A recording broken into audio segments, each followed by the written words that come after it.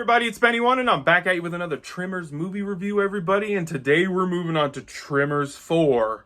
The Legend Begins, everybody. That's right, this movie came out in 2004, just a few years after Tremors 3. And, woo, we're going back to the Old West, everybody. I think this movie takes place in like 1889 or some shit like that. So, yeah, we are going back to the Old West days of rejection. That's right. The perfection back in the day used to be called rejection. So I love this shit. This franchise, man, I gotta tell you, they don't have some of the best movies in it, but I just think this franchise you could slap in cult following. Like your cult following movies, that is exactly what the Tremors franchise is, baby. Because this was direct to video again. It got released to direct to video. It had a tiny budget, $5 million. That's all this movie had to make this movie. So, right off the bat, I think it benefits the movie that it takes place in 1889, the Old West. Like, I just think since they had a low budget, putting the movie back in that period of time benefits the movie completely, like totally. Like, I really think quality, like looking and everything, this movie is better than the third one. I thought the special effects and the budget showed very badly in Tremors 3. Back to perfection. I really think it did. And I think because of the location and the setting of this movie, the budget did not crack through and show its limitations. So yeah, so this is directed by S.S. Wilson, who directed the second Tremors movie. And the guys that have written and produced the other three Tremors movies were involved with this one. They were involved with the first four Tremors movies, and then new people took over years later with 5, 6, and 7. So yeah, this is their swan song, the original creators and writers and everything of Tremors. This was their last movie they were involved with and everything. So, and of course, Michael Gross is back as Hiram Gummer. That's right. Burt Gummer's ancestor is totally different, man. I gotta tell you, I loved watching Michael play this version of Gummer. Like, this version of Gummer, Hiram Gummer, is not into guns. He's a rich guy that owns this mine in Rejection.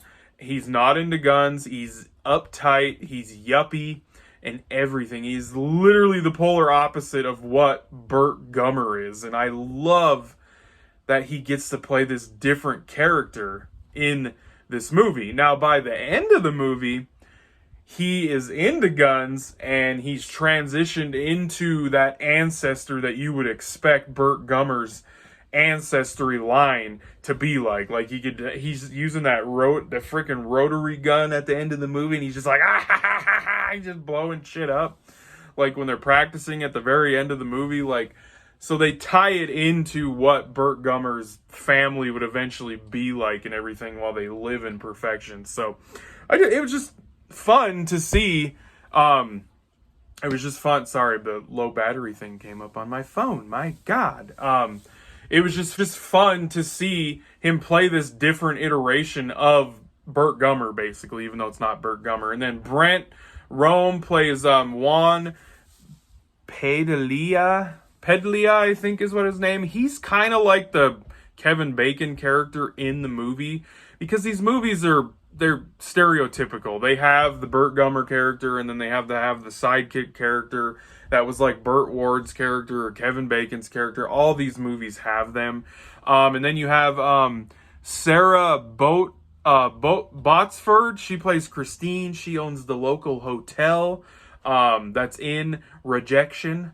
And then Lo Ming plays Pyong Chang. He's the ancestor of Chang and the market that's in Perfection. It was also just getting set up in Rejection. And then Billy Drago plays Blackhand Kelly, and he's your classic Western guy that is a quick draw and a shooter, and they bring this guy in on a telegraph to come and kill the Graboids, everybody. And the thing that I love about this movie is that it's the beginning story it doesn't totally tie in and make sense with the rest of the movies.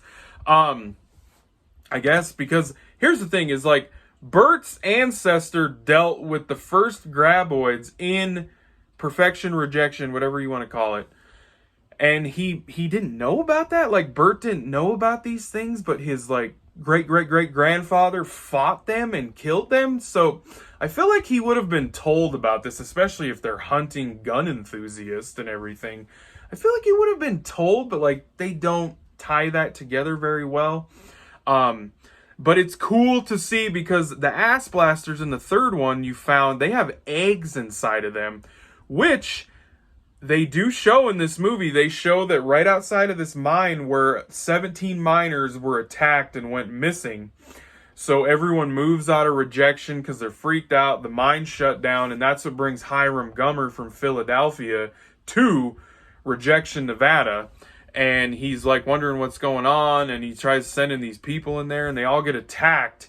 And what comes out of these eggs are baby graboids. Like they're small. They're about, I don't know, they're probably about like this big.